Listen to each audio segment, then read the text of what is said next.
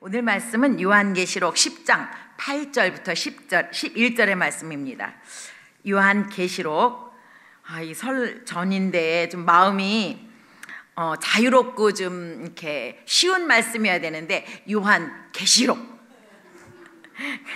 예, 그런 말씀입니다. 그래서 저도 좀 고민이 되었었습니다.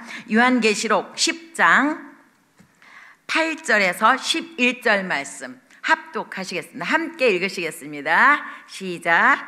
하늘에서 나서 내게 들리던 음성이 또 내게 말하여 이르되 내가 가서 바다와 땅을 밟고 서 있는 천사의 손에 펴 놓인 두루마리를 가지라 하기로 내가 천사에게 나아가 작은 두루마리를 달라 한즉 천사가 이르되 갖다 먹어 버리라. 내 배에는 쓰나 내 입에는 꿀같이 달리라 하거늘 내가 천사의 손에서 작은 두루마리를 갖다 먹어 버리니 내 입에는 꿀같이 다나 먹은 후에 내 배에서는 쓰게 되더라. 그가 내게 말하기를 내가 많은 백성과 나라와 방언과 임금에게 다시 예언하여야 하리라 하더라. 아멘. 제가 설교할 때마다요 느끼는 게 제 아들 이야기를 꼭 손자, 손녀 이야기를 하게 되는데 오늘도 또 하게 되었습니다. 이 6명의 손자, 손녀 중에 큰 아들하고 작은 아들 각각 한 집에서 한 아들씩 좀 문제가 있습니다. 밥을 잘 먹지 않는 거예요. 그래서 조금만 입에 가득 차면 금방 토해내고 그리고 입에서 우물우물 거리면서 한참이 지나도 삼키질 않습니다. 그러니까 엄마가 너 먹었어? 삼켜야 돼! 이러고서는 밥을 주는 거예요. 그러니까 이 아이들이 잘 크겠어요? 아니지요. 병원에서 빈혈이라고 그랬대요. 그리고 영양실조라고 그랬대요. 세상에 그런 날도, 그런 요즘 아이도 있는 거예요. 그러니까 빼빼 마르고 남들보다 키가 작고 또 놀더라도 금방 지치고 그래서 그 두 며느리 다 아이들 밥 먹일 때마다 먹이기 위해서 전쟁을 치르는 것을 볼 수 있습니다. 참 걱정스럽습니다. 저 커서 어떡하나. 남들보다 작다고 분명히 비건하고 열등감이 들 텐데 어떡하나 그런 마음이 들기도 합니다. 보면은 밥을 잘 받아 먹는 아이들은 쑥쑥 크고 에너지도 넘치고 병도 잘 이겨냅니다. 그런데 밥을 잘 받아 먹지 않는 아이들은 잘 자라지 못하고 병도 잘 걸리게 됩니다. 또 그 병이 걸려도 낫지 않고 오래 갑니다. 아기가 엄마가 주는 음식을 척척 받아 먹는 것 엄마의 마음에 기쁨이지요.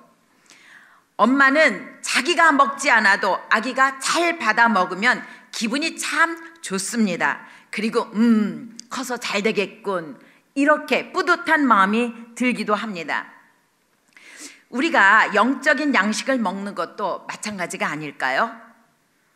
척척 말씀을 받아 먹는 분, 받아 먹기만 하고 거기서 끝나는 것이 아니라 그 받은 말씀을 꼭꼭 씹어서 잘 꿀꺼덕 삼키는 분, 그런데 반대로 말씀에 꼭 토를 달고 말씀을 거부하는 분, 마치 뚜껑을 이렇게 덮어놓은 컵처럼 아니면 뒤집어 놓은 컵처럼 말씀을 받지 않는 분, 그런데도 교회는 나오죠. 아니면 일주일 동안 쫄쫄 굶고 있다가 주일 예배에 와서 설교 말씀 딱 한 번 듣는 거로 끝나는 분, 어떤 분이 영적으로 건강할까요? 오늘 제가 택한 본문 어쩌면 익히 잘 아는 본문일 수도 있습니다. 또 말씀의 제목이 받아서 먹으라 이렇게, 우리 그는 무슨 말씀인지 뻔하잖아요. 하지만 익히 듣는 또 아는 말씀이지만 오늘 나눔을 통해서 저와 여러분들에게 영의 양식을 잘 먹음으로 이 영의 양식이, 말씀이 우리 삶 속에서 능력이 되는, 그래서 그런 능력을 체험하는 우리 한 해가 되었으면 좋겠다, 이런 마음으로 말씀을 준비했습니다.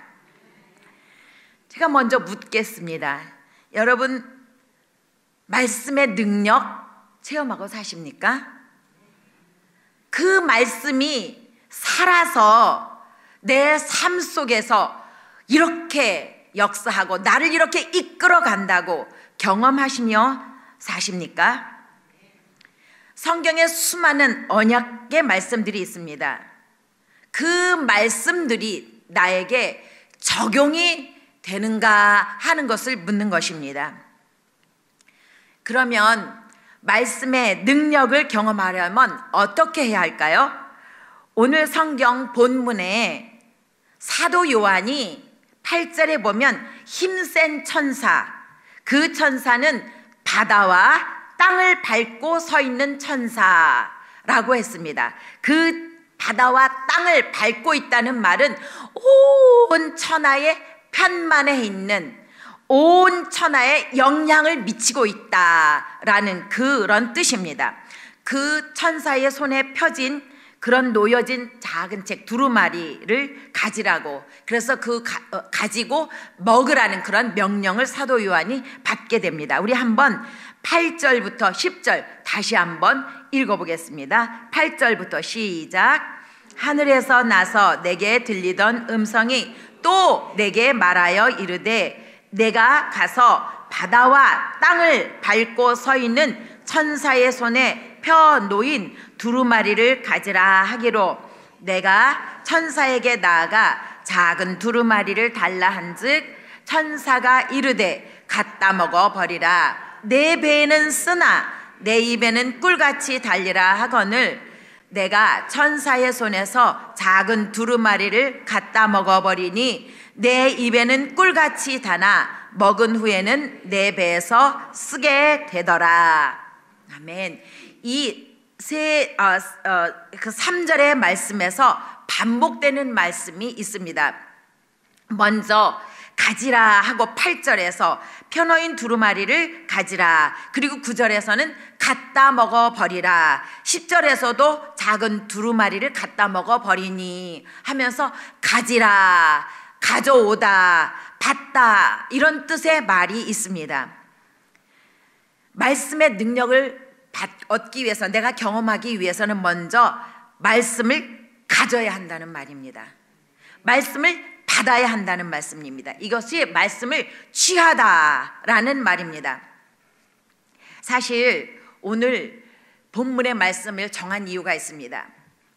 제 스스로가 올해는 정말 말씀을 잘 읽고 묵상해야겠다, 매일매일 말씀을 읽어야겠다라는 그런 제게 도전하는 말씀이기에 이 말씀을 택했습니다.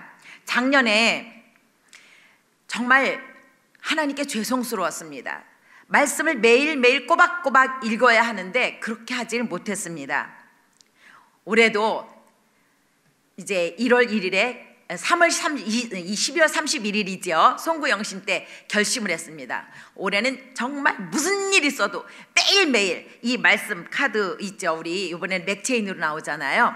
이 말씀을 꼬박꼬박 읽어야 되겠다, 그 결심을 했습니다. 그런데 2주나 말씀을 읽지 못했던 것입니다. 제대로 읽지 못했어요. 어느 날 문득 이런 생각이 들었습니다. 지금 내게 가장 중요한 것이 무엇이지? 어떤 일을 하고, 내게 주어진 일을 하고, 하루 동안에 해야 할 일을 하고, 그런 일들, 그런 일상생활의 일들, 그 중에서 빠져있는 것이 무엇일까? 생각해 보니까 말씀을 읽는 것이었습니다. 그게 무엇보다도 제게는 그리스도인으로서, 하나님의 사람으로서 하나님의 사랑의 편지를 읽는 것이 우선이 되어야 되는데, 그렇게 되지 못하고 있는 제 모습을 보고 2주치를 한꺼번에 하루에 읽었습니다. 그래, 내가 이제부터 시작하리라. 그리고 2주치를 다 읽고 그 다음 날부터는 꼬박꼬박 말씀을 빠지지 않고 읽으려고 참 몸부림을 치고 있습니다. 그런데 읽어보면요, 이 맥체인의 말씀 읽어보면요 30분도 안 걸려요. 묵상을 할지라도 30분도 안 걸립니다. 24시간 중에서 30분 그것을 떼어내지 못하고 이렇게 말씀을 못 읽는 제 모습을 보며 정말 이래서는 안 되겠다 하면서 결심을 했습니다. 성경 말씀, 성경책 우리 가까이에 있습니다. 그런데 그 성경책을 읽는 것이 그렇게 쉽지 않은 것 같습니다. 말씀을 갖다 먹어야 하는데 가져오기조차 하지 않는 것입니다. 연초에 내가 올해는 말씀을 꼭 읽어야지 하면서 이 성경 말씀 읽기를 받았지요. 꼭 읽으시기를 바랍니다. 지금이라도 늦지 않았습니다. 오늘에 주어진 말씀부터 읽으시기를 바랍니다. 30분밖에 안 걸립니다. 그래야 말씀의 능력을 체험할 수 있습니다. 그러면 말씀을 받아서 읽으면 그것으로 끝난 것일까요? 9절부터 10절 다시 한번 읽어보겠습니다. 9절부터 10절입니다. 시작. 내가 천사에게 나아가 작은 두루마리를 달라 한즉 천사가 이르되 갖다 먹어 버리라. 내 배에는 내가 천사의 손에서 작은 두루마리를 갖다 먹어 버리니 내 입에는 꿀같이 다나 먹은 후에 내 배에서는 쓰게 되더라. 여기에서 먹어버리라 라는 말은 삼키다, 다 먹어치우다. 그런 말은 무엇이냐면 이 말씀의 내용을 내 안에서 소화시키는 것입니다. 마치 제가 아이가 밥 먹는 것을 보고 먹는 아이와 먹지 않는 아이가 건강이 다르듯이 내가 말씀을 먹는 것과 먹지 않는 것은 영적인 건강이 다르다는 것입니다. 먹어치우다는 것은 그 말씀을 받아서 내 안에서 속에 소화시켜서 그 말씀을 깊이 깨닫고 그 말씀이 내 삶이 된다는 그런 뜻입니다. 말씀의 능력을 경험하기 원하십니까? 말씀을 먹어야 합니다. 이 성경의 말씀을 읽기만 하는 것이 아니라 이것이 내 안에서 소화가 되어야 된다는 것입니다. 성경을 읽다 보면, 매일매일의 성경을 읽다 보면요, 내가 지금 현재 기도하고 있는 그 말씀의 응답이 그 말씀 중에 틀림없이 있습니다. 정말입니다. 내가 정말 하나님 이런 문제가 있어요, 이런 어려움이 있어요, 이런 관계에 복잡함이 있습니다. 어떻게 하면 좋을까요? 말씀을 읽어보십시오. 분명히 제게 말씀하고 있습니다. 그렇게 성경 말씀은 이렇게 내게 주어졌을 때 그 말씀이 무슨 말씀인지, 이 말씀이 어떤 뜻일까 하고 막 곱씹게 됩니다. 그러면 그 말씀이 달지요. 이 말씀, 이 말씀이네 하고 말씀을 받을 때는 참 답니다. 그런데 그 말씀이 때로는 나를 책망하고 교훈하고 또 바르게 하고 의로 교육하게 유익한 말씀이 되어서 디모데후서 3장 16절에 10절부터 17절에 있는 말씀처럼 나를 하나님의 사람으로 새롭게 빚어갑니다. 그래서 말씀을 받을 때는 우와 이 말씀이나 하고 참 이 말씀이구나 하고 달게 느껴집니다. 그런데 그 말씀이 내 속에 들어와서는 저의 나쁜 습관, 안 좋은 생각들 자꾸 깨닫게 하시고 그것을 바꿔야 되겠다고 그렇게 하면서 내 안에서는 쓰게 느껴지는 것입니다. 그래서 사도 요한이 받을 때 이 말씀을 받아 먹으라. 그러나 내 입에는 달고 내 배에서는 쓰다고 말씀을 하신 것입니다. 제가 참 어려운 일로 이렇게 정말 절망 중에 고통 중에, 지금 이렇게 웃지만 그때는 웃을 수가 없었어요. 지났기 때문에 이렇게 지금 웃을 수가 있는데 아침이 오는 것이 참 두려운 때가 있었습니다. 그리고 밤에는 눈물로 베갯니께를 적실 수밖에 없는 그런 때가 있었는데 그때 두문불출하고 한 3년은 집에 있었던 것 같아요. 그러면서 말씀만 읽었던 때가 있었습니다. 그때 말씀을 읽기 시작했을 때 가장 처음으로 제가 받았던 말씀이 이사야 41장 10절의 말씀이었습니다. 여러분들이 잘 아는 말씀이에요. 함께 읽어보겠습니다. 시작. 두려워하지 말라. 내가 너와 함께함이라. 놀라지 말라. 나는 내 하나님이 됨이라. 내가 너를 굳세게 하리라. 참으로 너를 도와주리라. 참으로 나의 의로운 오른손으로 너를 붙들리라. 이 말씀이 딱 꽂혔어요. 그때 정말 내일이 어떤 일이 일어날지 그런 두려움에 쌓였고, 내가 이 세상에서 없어지는 것 같은, 모든 사람에게로부터 버림받는 것 같은 그런 느낌이 들었었거든요. 이 말씀을 딱 받고 얼마나 위로가 되었는지 모릅니다. 힘이 되었습니다. 그래서 당장 외웠습니다. 정말 그 말씀이 달콤했어요. 그냥 꿀떡꿀떡 삼켰습니다. 그리고 그 말씀 아니면은 살 수가 없었기에 외울 수밖에 없었습니다. 아, 이것이 응답이구나, 이렇게 응답이라고 느끼고, 그런데 응답이면 이제 두려운 일이 끝날 줄 알았어요. 하나님께서 두렵다고, 두려워하지 말라고 하셨으니까 이제 두려운 일이 끝나야 되잖아요. 끝날 줄 알았는데 그게 아니었습니다. 계속 제 앞에 두려운 일이 터지는 것이었습니다. 그리고 가슴에 통증이 느껴질 만큼 정말 두근거리게 하는 일들이 생기고, 또 그것이 조금 있다가 더 생기고, 그러면서 제 안에 너무나 힘들게 하고 버겁게 하는데, 그럴 때마다 어쩔 수 없이 곱씹어야 되는 말씀이 이 두려워하지 말라, 내가 너와 함께함이라, 내가 너를 붙들겠다고, 나의 의로운 오른손으로 너를 붙들겠다고, 너를 굳세게 하겠다고, 이 말씀이었습니다. 이것 아니면 살아갈 수가 없는 거예요. 그러면서 제가 깨달은 것은, 아, 그렇구나, 하나님께서는 제게 말씀을 주신다면 그 말씀이 소화될 때까지 훈련을 통해서, 연단을 통해서 내 말씀이 되게 하시는구나 하는 것을 깨달았습니다. 그리고 내가 그 말씀의 능력을 체험하게 하시는구나, 그런 것을 깨달았습니다. 그 말씀이 왜 썼을까요? 이 말씀이 소화되면서 제가 두렵지 않게 하기 위해서, 저를 단단하게 만들기 위해서 하나님을 철저하게 경험해야 했습니다. 아, 하나님은 나를 절대로 버리시지 않는구나, 나를 어떠한 일이 있어도 붙들어 주시는구나. 그러기 위해서는 제가 버려야 할 것이 있었습니다.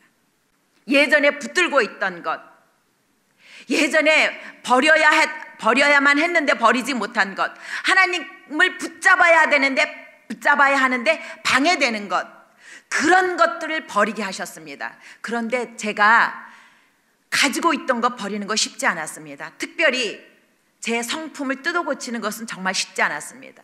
그것이 제게는 부끄러움이 되었고, 이제까지 내가 그렇게 살았네, 내가 잘못 살았네 라는 것을 깨닫고 느끼는, 그것을 내 뼈저리게 느끼는 그것은 정말 아픔이었습니다. 썼습니다.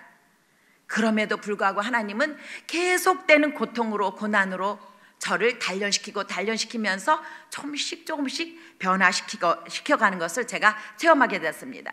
하루는 기도를 하는 중에 어떤 장면이 떠올랐냐면요, 난 이제 이만쯤이면 됐겠지, 이만쯤이면 나는 다 훈련 받았어 라고 하는데, 토기장이가 그릇을 빚는 장면, 이렇게 떠오르는 것입니다. 근데 토기장이가 그릇을 빚을 때 이 그릇의 흙이 다 고와야 되겠죠. 고와야 예쁜 토기가 나오지 않을까요? 왜 이렇게 토기를 굴 때 이렇게 막 이렇게 발로 밟으면 막 돌아가잖아요.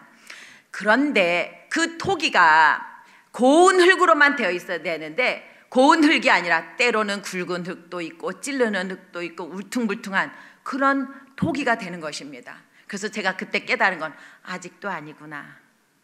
제가 보니까요, 하나님께서 말씀을 저희에게 주시기 위해서, 시키게 하기 위해서 계속 저를 이렇게 갈고 닦고 연단하시면서 완전한 토기를 빚어가시구나 하는 것을 깨달을 수가 있었습니다. 그래서 말씀은 가져다가 먹고 소화를 시켜야 하는 것입니다. 그런데 내가 하는 것이 아니라 하나님께서 그 말씀 하나를 주시면 그렇게 나를 만드시는 것입니다.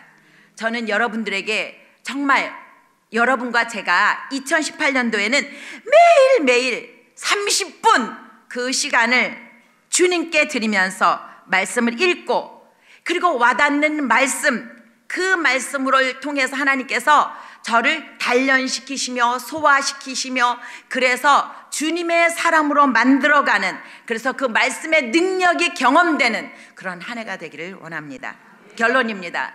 그 말씀을 달게 받아 먹고 배에서 쓸 정도로 변화되어서 예수님의 사람으로 다듬어져 가게 되면 거기에서 끝나는 것이 아닙니다. 오늘 말씀을 보니까 사도 요한을 통로로 만드셔서 그 말씀이, 하나님께서 주시는 말씀이 어떠한 말씀이든지 간에 전하라 라고 이렇게 말씀하십니다. 11절입니다. 함께 읽겠습니다. 11절 시작. 그가 내게 말하기를 백성과 나라와 방언 예언하여야 하리라 하더라. 이제 이 다음 장부터는 어떤 말씀이 나오냐면 심판의 말씀이 나옵니다. 그래서 이 세상의 마지막에는 결국 심판이 있기에, 그리고 심판을 당하지 않는 구원의 사람들이 있기에, 이 구원의 복음을 세상 사람들에게 심판이 오기에 복음을 받으라고 그렇게 전해야 할 사명이 있다는 것입니다. 그것이 사도 요한에게 뿐만 아니라 말씀을 소화시킨 우리들에게도 그런 사명이 있다는 것입니다. 제 아들이 어떤 분의 간증을 듣고 제게 너무 좋다고 그 간증 내용이 실린 책 한 권을 선물로 주었습니다. 그 책 제목이 다시 집으로 라고 하는 그런 이 책인데요. 이 책에 보면 이제 엄마와 아들이 번갈아 가면서 이 그동안에 있던 일을 이렇게 일기식으로 써나가는 그런 책이었습니다. 이 아들이 의과대학에 들어가서 정말 공부를 잘하고, 아버지가 치과의사였는데 아들도 아버지처럼 장래가 촉망되는 그런 치과의사로 키워왔던 아들. 그런데 이 아들이 이상하게도 이성을 사랑해야 되는데 자꾸 동성이 좋아지는 것입니다. 그래서 자기가 내린 결론은 뭐냐면, 그래, 나는 이성을 사랑하고 싶어도 좋아하고 싶어도 안 되니까 자꾸 동성에게 끌리니까 이거는 내가 갖고 태어난 거야. 이렇게 하면서 자신을 정당화하며 정말 동성애자가 되었습니다. 그리고 결국에는 학교를 다니면서 거기에서 동성애 그룹에 빠졌고, 또 동성애들을 모아서 파티를 벌리게 되었고, 거기에 마약까지 이렇게 밀수를 하게 되고, 그러면서 집에서 그것을 말리니까 집을 떠나게 되고, 그러면서 나중에 결국은 HIV 그 양성 판정을 받기까지 되었습니다. 곁에서 동료들이 그 에이즈로 죽어가고, 그렇게 정말 비참하게 죽어가는 모습을 보면서도 이 꿈쩍도 하지 않던 아들, 결국은 마약 밀수를 대대적으로 하다가 경찰에 붙들리게 되었습니다. 그래서 감옥에 가게 되었습니다. 그 과정에서 엄마는 아들로 인해서 하나님을 만나게 되었습니다. 아, 정말 내가 이제까지 정말 고집스러운 사람이었구나, 아들을 내 원하는 대로 키우려고 했었구나 하면서 하나님께로 돌이키게 되었고, 그동안에 정말 냉랭하기 그지없었던 그 아버지도 감동이 되어서 엄마와 아버지가 함께 예수를 믿게 되었습니다. 그래서 이 아들을 위해서 기도하기 시작한 것입니다. 하나님께 이 아들이 하나님을 만나게 해달라고, 꼭 예수님의 사람이 되게 해달라고 기도를 하게 되었고, 하지만 아들은 감옥에 가서 형을 받았는데 6년 징역형을 받았습니다. 그리고 처음으로 가장 보안 등급이 높은 정말 철저한 그런 좁은 감방에 갇히게 되었습니다. 그 감방에 갇히고 나서 첫날 이 아들이 벽을 보게 되었습니다. 벽을 보니까 그 벽에 온갖 외설, 그냥 그런 낙서가 가득했었는데, 그 낙서를 쭉 훑어보다가 한쪽 모서리에 한 구절이 눈에 띄었습니다. 이렇게 쓰여 있었습니다.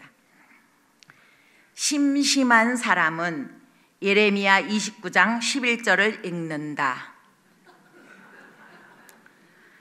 그래서 이분은, 그래? 그러면 이 말씀이 어디에 써 있는 것이 적혀 있을 텐데 하고서는 찾아봤어요. 그 좁은 방을. 아무리 찾아도 없는 거예요. 그러다가 저쪽 한쪽에 사물함이 있었습니다. 간신히, 이제 HIV 그 병에 걸렸으니 얼마나 힘이 들겠어요. 그러니까 간신히, 그리고 또 그제까지 재판을 하고 그 감옥소까지 끌려오고 그 힘든 몸, 정말 눕고만 싶은 그 힘든 몸을 간신히 끌고 사물함 쪽을 가서 물건을 뒤져보니까 앞쪽에는 다른 물건들이 있고, 손을 넣어보니까 저쪽 깊숙한 곳에 뭔가 잡히는 것이 있어서 꺼내보니까 성경책이었습니다. 저는 여기까지 읽으면서, 아, 그렇구나, 정말 사도 요한이 힘센 천사에게서 말씀을 가져온 것, 그 말씀을 받은 것, 이것처럼 내가 간절한 마음으로 말씀을 찾으려고 하면 찾게 되겠구나 라는 그런 생각이 들었습니다. 그러면서 에레미야 29장 11절 무슨 말씀일까? 하고서 기대하는 마음으로 성경을 읽었다는 것입니다.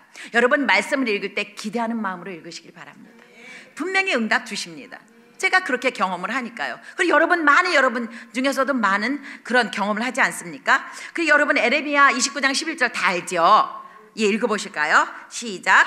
여호와의 말씀이니라. 너희를 향한 나의 생각을 내가 아나니 평안이요 재앙이 아니니라. 너희에게 미래와 희망을 주는 것이니라.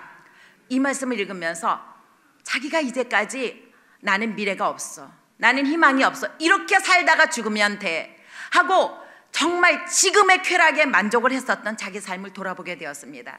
그리고 6년형 징역을 받으면서 HIV에게 나는 이제 이대로 죽는구나 라고 생각을 했었습니다. 하지만 이 말씀이 자신에게 미래와 희망이 있다는 이 말씀을 듣고 그것을 부여잡고 소망을 가지게 되었다는 것입니다. 더구나 12절부터 14절 말씀이 얼마나 기가 막힌지 함께 읽어보겠습니다. 시작. 너희가 내게 부르짖으면, 내게 와서 기도하면 내가 너희들의 기도를 들을 것이요, 너희가 온 마음으로 나를 구하면 나를 찾을 것이요 나를 만나리라. 이것이 여호와의 말씀이니라. 나는 너희들을 만날 것이며 너희를 포로된 중에서 다시 돌아오게 하되 내가 쫓아보내었던 나라들과 모든 곳에서 모아 사로잡혀 떠났던 그곳으로 돌아오게 하리라. 이 사람은 이때 깨달았습니다. 아, 내게는 지금도 나를 기다리고 있는 엄마가 계시지, 아버지가 있지, 나에게는 돌아갈 집이 있구나. 이렇게 하나님께서 소망을 버리지 않게 하시고 돌아가게 하시겠구나 하는 희망을 가지게 되었습니다. 그러면서 성경을 읽기 시작했는데 누가 가르쳐주는 사람도 없습니다. 무슨 뜻인지도 알지 못했습니다. 그때마다 이분은 무릎을 꿇고 기도했다고 적혀 있습니다. 하나님이 말씀의 뜻을 가르쳐 주시옵소서. 내가 이 말씀을 깨닫게 하여 주시옵소서. 그러면서 말씀을 하나하나 깨닫기 시작했는데요, 마침 감옥에 들어가면서 이 어떤 그런 그리스도인을 만나게 된 것입니다. 그러면서 거기에 작은 신호회가 있었는데 그 신호회에 가서 예배를 드리게 된, 그렇게 되면서 2년 후에는 이분에게 말씀을 거기에서 설교를 해달라고 그렇게 부탁을 받는 그런 정말 사람이 되었다는 것입니다. 그리고요, 더 신기한 것이 있습니다. 감옥에 들어가면 불행이지요. 그런데 이분에게는 감옥에 들어감으로 인해서 자신에게 있었던 마약 중독 끊을 수밖에 없었습니다. 좁은 감옥이었으니까. 그리고 동성애 끊을 수밖에 없었습니다. 그 중독에서 이 감옥 빠져나오게 되면서 점점 새로운 사람이 되어가고, 더구나 이 HIV에 걸리면 약을 먹는다고 합니다. 근데 그 약을 먹으면 후유증이 참 크다고 합니다. 사람이 제가 비장이영양증이라고 그래서 얼굴에 피하 지방이 소실되고 볼이 이렇게 홀쭉해진다고 합니다. 그리고 등 위쪽이나 배에는 지방이 축적되어서 배가 불룩해지고, 그 다음에 간 기능 부전으로 피부가 누리끼리해지는 그런 병이 온다고 합니다. 그러니까 이렇게 되기 때문에 약을 먹지 않는 것이 가장 좋다고 합니다. 그러니까 감옥에 있으면서 약을 먹지 않고 이 감염 바이러스를 이길 수 있는 그런 조치를 받게 된 것입니다. 그러니까 고난이 유익이 된 거죠. 하나님께서, 그래서 자신이 이렇게 고백합니다. 하나님께서 감방에 가게 함으로 나를 살려주셨다고. 그렇습니다. 그러면서 이분이 거기에서 끝난 것이 아니라 이렇게 설교를 하게 되고 마지막 감방에서 나오면서 그 무디 신학을 가게 됩니다. 그리고 목사가 되어서 이제 많은 곳에 가서 이렇게 자신의 그런 살아오게 된 간증을 하게 되며, 특별히 그 에이즈 국제대회에서 강연을 하기까지 그렇게 선 내용이 이 책의 내용이었습니다. 말씀은 살아있습니다. 능력입니다. 2018년도 아직 시작입니다. 저와 여러분들이 말씀을 매일매일 받아 읽으며 24시간 중에 딱 30분만 주님께 드리기를 원합니다. 말씀을 읽으시면서 성령께 구하십시오. 깨닫게 해달라고. 그리고 그 말씀이 내 말씀이 되게 해달라고. 말씀의 능력을 체험해서 그 말씀으로 인해서, 그 능력으로 인해서 누군가를 위로하고 생명으로 이끌어내는 우리 모든 성도들이 되기를 원합니다.